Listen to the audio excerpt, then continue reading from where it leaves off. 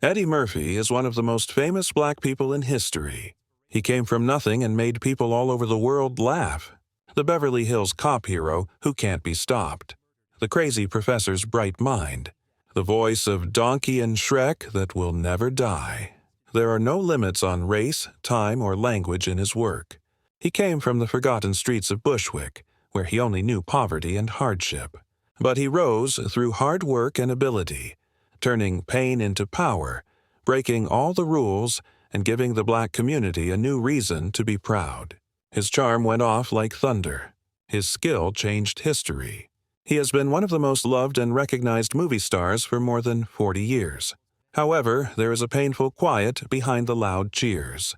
They lost their father, their mother got sick, they spent their childhood in foster care, and they were very lonely while making everyone laugh and struggling not to cry. What pain still won't go away at 64?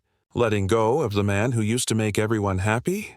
Don't forget to give this amazing ability a like before we start. It's almost cruel how the darkest quiet can lead to the loudest laughter.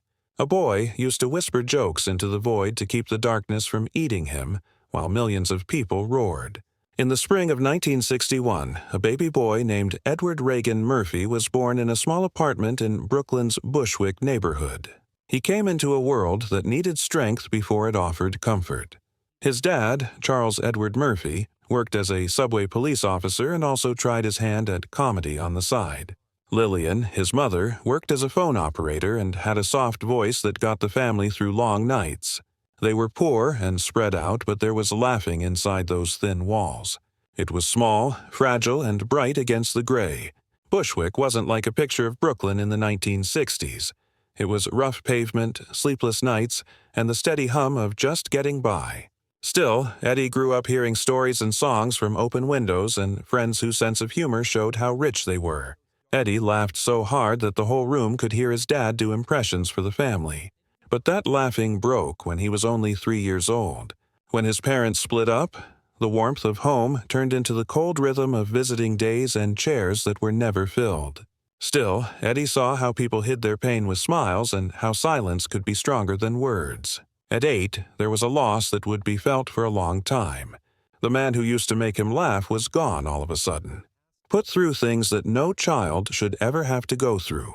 Eddie didn't talk about it much after that. He took care of it quietly, making it into something that no lost counselor could have taught him. Years later, he would softly say it. "I learned how to make people laugh after my dad died. I had to. That was the last time anyone laughed. It was leather." Soon after, the next storm came through. His mother got very sick and was too weak to take care of him and his brother Charlie. The boys had to be put in foster care because they were in danger of being abandoned. They were caught between love and loss. They clung to each other as the only truth they had left for almost a year while living with strangers. The nights went on and on. Eddie liked to sit by a window and watch the city lights flash like lost souls. He would also whisper cartoon lines to himself. The TV became his friend, and its light became a small sun in the dark. He began to copy every sound he heard, which turned being alone into a game or maybe a practice session. He would remember decades later, "Comedy was my way of surviving. It kept me alive inside." By 1970, Lillian was better and married again. Vern Lynch, a reliable man who worked at an ice cream factory and gave her sons a second chance at home. The family moved to Roosevelt, Long Island, giving up the noise of the city for the peace and quiet of the suburbs. A simple house, a mother's faith, and new rules that brought hope kept life simple. Joey Eddie was the life of the party at Roosevelt High. Most liked kid in school, the one who made teachers laugh even though they didn't want to. But behind every joke there was a shadow. A father who wasn't there and a mother who had gone missing because she was sick. It was a fragile lesson that love can end without warning. That was the fact he would always have, even as an adult. Not even fame, money, or love could take it away. He took the stage for the first time at a neighborhood talent show when he was 15 years old in 1976. The crowd laughed out loud, and for the first time, it didn't just keep him safe. It set him free. He didn't know that night would lead to fame around the world, or that the jokes he made in the quiet of foster care would one day be heard all over the world. But that's when the boy from Bushwick found his voice under the cheap stage lights. He was no longer going to live. It was changing him. He would always remember the boy who made the darkness laugh first, even though everyone would soon know him as Eddie Murphy, the man who made them laugh. Out of the quiet, a weak, shaking spark began to grow that could not be put out. The wind slashed against the thin windows outside, and the cold night air pressed against the walls. In that small youth center in Roosevelt, Long Island, though, a 15-year-old boy stood in the dim light and pretended to be Al Green. His voice was weak. His hands were shaking, and the bottoms of his shoes were worn through. But when the crowd laughed out loud, something inside him lit up. There was more noise in his head than there was quiet in the past for the first time. By age 16, that spark had turned into a strong desire. He didn't have a car, a boss, or even nice clothes for the stage.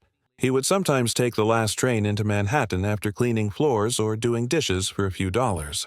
Along the way, he would see sleeping people, walls covered in graffiti, and a blur of sodium lights. Like a kid in a smoky club, he'd show up and wait for his turn until 2 in the morning. He would walk home through the cold air after his set, his breath fogging the night. The sound of the train tracks would keep him in time with the beat in his chest. He joked, "I was so broke I couldn't even afford to laugh." But he did, and other people laughed with him. There wasn't much money, and meals weren't required. He'd perform for free drinks, sandwiches, or $10 tips, and then crash in a basement or on a friend's couch when the train stopped running. He sometimes fell asleep on a station bench with script pages in his hands. The cold bit through his thin jacket, but the stage lights, even broken ones, were warm. "When I was 17, I'd do shows all night and fall asleep in class the next morning," he remembered. Eddie Murphy started to create a world out of nothing in those dark clubs. He took jokes, changed voices, and put together everything he had seen or heard, including Richard Pryor's roughness, Bill Cosby's smoothness, and Red Fox's grit, until they were his own. He was only a teenager, but when he spoke into the mic, it was like he had lived 100 lives already. Each performance was a fight against sleeplessness, hunger, and invisibility, but every laugh showed that the boy from Bushwick could still make people feel something. The city didn't care who he was, not yet. He called clubs that hung up on him, producers who never called back, and TV studios that said, "You're too young, too new, and too black." But being turned down only made him stronger. "Didn't have much," he'd say later, "but I had laughter and that was enough." In 1980, when he was 19, that laughter got him into Saturday Night Live, which was in trouble and dead air. He called NBC so many times that Destiny finally picked up the phone, and they gave him a small part as ADB's shadow in the background. For weeks, he was almost invisible until one night, live on air, disaster struck. The show ran short, and the producer looked around and said, "Eddie, get out there." As Eddie stepped forward, the studio went silent for a moment. Then it broke for good. 5 minutes, one chance. He let out all of it. The voices, the faces, the beat, the anger, and the light of every dark night he had ever lived through. Eddie Murphy had done the unthinkable. He went from living in foster care to riding empty trains through the dark at night, and then he became the heartbeat of America's laughter. On the way home, he caught a glimpse of himself in the train window, tired, broke, but unbroken, and smiled. The laughter that had saved him was now saving a nation. The boy who had nothing had become the man who made everyone remember how to laugh. Fame didn't come like light. It struck like lightning, blinding, beautiful, and burning. One day, Eddie Murphy was a hungry 19-year-old comedian saving Saturday Night Live. The next day, he was the heartbeat of America's laughter. The boy who had to whisper jokes to stay alive was now standing under 1,000 spotlights. But none of them touched his soul. When he was only 21, he burst onto the big screen in 48 Forgas, a debut so sharp it woke Hollywood up. Then came Trading Places with Dan Aykroyd, where his brilliance turned class satire into cultural electricity. By 1984, Beverly Hills Cop had crossed $316 million, making it the highest-grossing movie of the year. The kid from Bushwick had become the first black actor to rule the global box office, the king of comedy, in a city that had told people like him to stay hidden. "They used to say there wasn't room for us," he'd remember later. "But I didn't wait for room. I made my own." People laughed, cheered, and celebrated. Days turned into nights. Film sets, rewrites, voiceovers, interviews, and makeup replaced sleep. He would wake up to the sound of a 500 a.m. cow.